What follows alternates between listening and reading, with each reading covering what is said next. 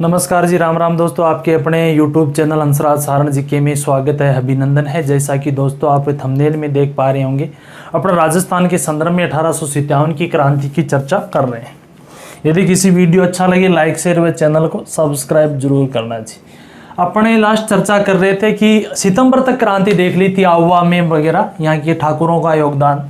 अब यदि अपन अक्टूबर माह की बात करें ना, तो अक्टूबर में राजस्थान में दो प्रमुख केंद्रों पर क्रांति होती है, जिसमें से एक है धौलपुर, तो दूसरा प्रमुख जो केंद्र है साहब वो है कोटा।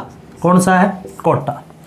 धौलपुर में यदि अपने क्रांति की बात करें तो धौलपुर में क्रांति होती है साहब 12 अक्टूबर को। 12 अक्टूबर को शुरू हो जाती है धौलपुर से सन 1857, परंतु मुख्य घटनाक्रम है वो 27 अक्टूबर तक का इसका, ठीक है। धौलपुर का शासक कौन था? भगवंत सिंह यहाँ का शासक होता है। यहाँ क्रांति के नेतृत्व करने वालों में प्रारंभ में, हालांकि जुलाई माह में भी देवा गुजर था यहाँ पर धौलपुर में, काफी लूटपाट करता देवा गुजर। हालांकि बाद में ही देवा गुजर ने यहाँ नेतृत्व प्रदान किया था, जिसका सहयोगी था रामचंद्र। कौन है? एक था हीरा लाल। भैया ये हीरा लाल है, हीरा सिंह मोहम्मद अली बेग व हीरा सिंह नीमच की छावनी में ये हीरा लाल है, ठीक है जी। यदि इनमें अपन बात करें कि भगवंत सिंह के समय देवा गुजर, रामचंद्र व हीरा लाल के नेतृत्व में यहाँ पर क्रांति होती है। धौलपुर का यदि क्वेश्चन बनेगा तो राजस्थान का एकमात्र ऐसी रियासत है जहां पर विद्रोह करने वाले सैनिक भी बाहर के थे, तो यहाँ पर विद्रोह का दमन करने वाली भी सेना भी बाहर की थी।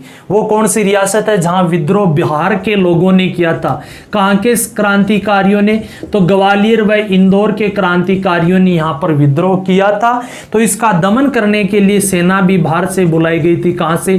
पटियाला से। वेरी वेरी इंपॉर्टेंट धौलपुर का क्वेश्चन यही बनता है। मेन देवा गुजर, रामचंद्र और हीरा लाल यहाँ के नेतृत्व करता है। अक्टूबर माह में यदि कोई सबसे बड़ा विद्रोह है राजस्थान की क्रांति के प्रमुख केंद्रों में, तो वो है साहब कोटा।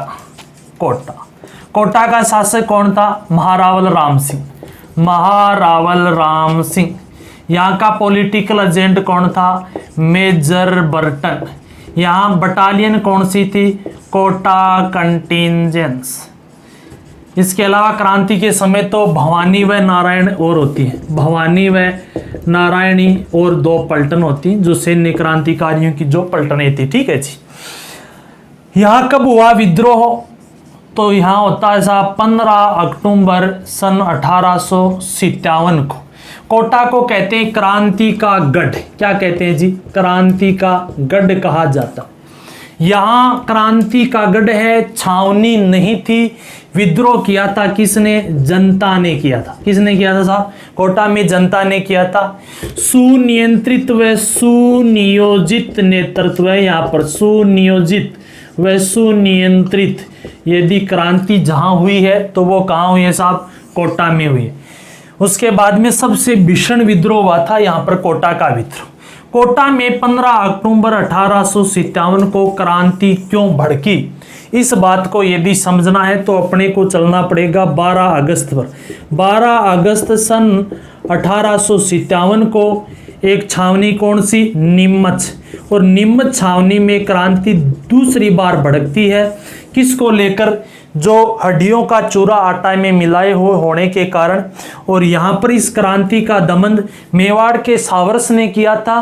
उसके सहयोग के रूप में कोटा का मेजर बर्टन जाता है, यानी मेजर बर्टन होने पॉलिटिकल एजेंट कोटा को, वो गेड़ो है नीमच की क्रांति का दमन करने के लिए। जब मेजर बर्टन नीमच गया हुआ था, पीछे से नाम आते हैं जयदयाल भटनागर, वकील था ये, वकील लाला जयदयाल भटनागर। इसका एक भाई था हरदयाल भटनागर। हरदयाल भटनागर जो रॉबर्ट्स की सेना से लड़ता हुआ वीर गति को प्राप्त हो जाता है। उसके बाद में था रिशालदार एक मेहराब खां। रिसालदार कौन होता है? घुड़सवार सेना का मुख्य। जब मेजर बर्टन कहाँ था? नीमच क्रांति का दमन करने के लिए जयदयाल भटनागर, मेहराब खां व हरदयाल भटनागर, इन्होंने जनता में एक परिपत्र बंटवाया। परिपत्र यानी एक लेख छपवाया, जिसमें जो चर्बी वाले कारतूसों में गाय व सूअर की चर्बी व आटे में हड्डियों का चूरा मिलने होने का उल्लेख किया। वह जनता को भड़काया जाता है। क्या किया जाता है? जनता को भड़काया गया। जब मेजर बर्टन ने नीमच से 12 अक्टूबर को, कितने अक्टूबर को? 12 अक्टूबर को नीमच से कोटा आ जाते हैं। कौन आ गया? मेजर बर्टन आ गया। उस दौरान यहां स्थिति देखी कि लोगों में एक विरोधी भावना अंग्रेजों के प्रति। इसी कारण 14 अक्टूबर को, कब साहब? 14 अक्टूबर सन 1857 को मेजर बर्टन व राम सिंह के मध्य आपस में एक मीटिंग होती है, यानी दोनों के बीच मुलाकात होती है। और मेजर बर्टन ने आदेश दिया राम सिंह को कि अपने राज्य में जो अपने अधिकारी हैं या कुछ सैनिक हैं जो यहाँ पर विद्रोह भावना लिए हुए या अंग्रेजी शासन के प्रति द्वेषता की भावना लिए हुए घूम रहे हैं, उनको आप एक काम करो राम सिंह, उनको उनके पद से हटा दिया जाए, नौकरी से बर्खास्त कर दिया जाए, वह मेरे को सौंप दिया जाए। जब ये 14 अक्टूबर वाली मेजर बर्टन व राम सिंह के मध्य की मंत्रणा का पता जयदयाल भटनागर, मेहराब खां व हरदयाल भटनागर व जनता में फैली थी, इसी कारण 15 अक्टूबर सन 1857 को जयदयाल, मेहराब खां व हरदयाल भटनागर के नेतृत्व में कोटा में विद्रोह की शुरुआत हो जाती है। कहां से? 15 अक्टूबर से। चलो जी, यानी कोटा में विद्रोह की शुरुआत होगी कद? 15 अक्टूबर। जो ही विद्रोह की शुरुआत हुई, क्या क्या किया गया? मुख्य यदि अपन बिंदुओं की बात करें तो सबसे पहले कोटा के महारावल, महारावल कौन है साहब? महारावल है राम सिंह। महारावल राम सिंह द्वितीय को कोटा दुर्ग में ही कैद कर लिया गया था। कब? 15 अक्टूबर को। कोटा का पॉलिटिकल एजेंट कौन साहब? Major Burton. मेजर बर्टन की गर्दन काट दी गई, यानी हत्या कर दी गई। किनके द्वारा? भवानी व नारायण नामक युवकों के द्वारा। वह बर्टन की जो गर्दन को कोटा शहर में भाले पर टांग कर घुमाया गया था। बर्टन के 2 पुत्र थे, एक पुत्र का नाम है साहब फ्रैंक, तो दूसरे का नाम है ऑर्थर, यानी 2 पुत्रों फ्रैंक व ऑर्थर को भी, इनकी भी क्या कर दी जाती है? हत्या कर दी जाती। बर्टन के 2 डॉक्टर थे साहब, एक का नाम है सेडलर, क्या नाम है? सेडेलर, तो दूसरे का नाम है कोटम। इन दोनों की भी हत्या कर दी जाती है, यानी प्रमुख जो अंग्रेज थे उनकी यहाँ पर हत्या कर दी गई थी। इसीलिए कोटा का विद्रोह भीषण विद्रोह था, सबसे भीषण विद्रोह होता है। उसके बाद में क्या किया गया? जो कोटा की कोतवाली थी ना, उस कोटा की कोतवाली पर तिरंगा झंडा फहराया गया था। क्या फहराया गया साहब?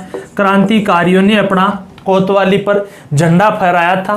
15 अक्टूबर सन 1857 को इनका अधिकार हो जाता है कोटा में, और कोटा में क्रांति का दमन होता है 30 मार्च सन 1858। लगभग कितने महीने? 6 महीने। 6 महीने तक कोटा में जनता का शासन रहा था, और कोटा वो स्थान है जहां क्रांति, यहाँ पर छावनी नहीं थी और जनता ने विद्रोह किया था। और कितने माह तक जनता का शासन रहा? 6 माह तक। इसलिए कोटा के विद्रोह को सुनियंत्रित व सुनियोजित विद्रोह की संज्ञा दी जाती है। यह तो हो गया विद्रोह की घटनाक्रम। अब बात करें विद्रोह का दमन।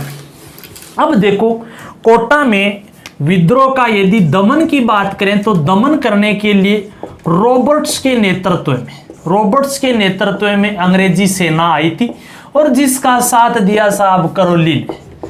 करौली का कौन है? मदन पाल सिंह। करौली के मदन पाल सिंह ने सहयोग दिया था। वह कोटा के विद्रोह का दमन 30 मार्च सन 1858 को कर दिया गया था। जो ही विद्रोह का दमन हो जाता है, सहयोग देने वाला करौली का मदन पाल सिंह, इसकी तोपों की सलामी 13 से बढ़ाकर 17 कर दी गई थी।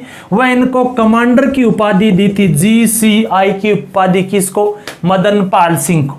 कोटा के महारावल को मुक्त करवाया जाता है। कोटा महारावल कौन? राम सिंह दीते। और राम सिंह दीते की तोपों की सलामी 17 से घटाकर कितनी कर दी साहब? 13 कर दी गई थी। राम सिंह को मुक्त करवा लिया दुर्ग से, जो इतने दिन क्रांतिकारियों की गिरफ्त में था, जनता की गिरफ्त में था कह सकते हैं। उसके बाद में रॉबर्ट्स के अध्यक्षता में एक रॉबर्ट्स जांच आयोग का गठन किया गया था। रॉबर्ट्स जांच आयोग के गठन का उद्देश्य क्या था? उद्देश्य यह था कि मेजर बर्टन की हत्या में राम सिंह का हाथ था या नहीं, और राम सिंह को मेजर इस रॉबर्ट्स जांच आयोग ने निर्दोष साबित किया। क्यों किया? क्योंकि जब बर्टन का एक पत्र मिला था और बर्टन ने पत्र में लिखा था यदि मेरी हत्या होती है तो उसका जिम्मेदार राम सिंह नहीं है, इसी आधार पर क्या कर दिया जाता? निर्दोष साबित। क्रांतिकारी थे कौन साहब? एक जयदयाल था, एक मेहराब खां था। मेहराब खां, जयदयाल का भाई था हरदयाल। तो जयदयाल का भाई हरदयाल भटनागर जो था ना, हरदयाल भटनागर तो रॉबर्ट्स की सेना से लड़ता हुआ वीरगति को प्राप्त हो गया था। बच्चे दो ये जो जयदयाल भटनागर व रिशालदार मेहराब खां, इन दोनों को कोटा में इन पर जो केस चलाया गया था, तो कह सकते हैं ब्रुक की अदालत में इन पर केस चलाया जाता है और इनको फांसी की सजा हुई और कोटा में इनको दे दी जाती है साहब फांसी। इतना ही था कोटा का विद्रोह। यदि किसी को अच्छा लगे लाइक शेयर चैनल को सब्सक्राइब करना। जी धन्यवाद।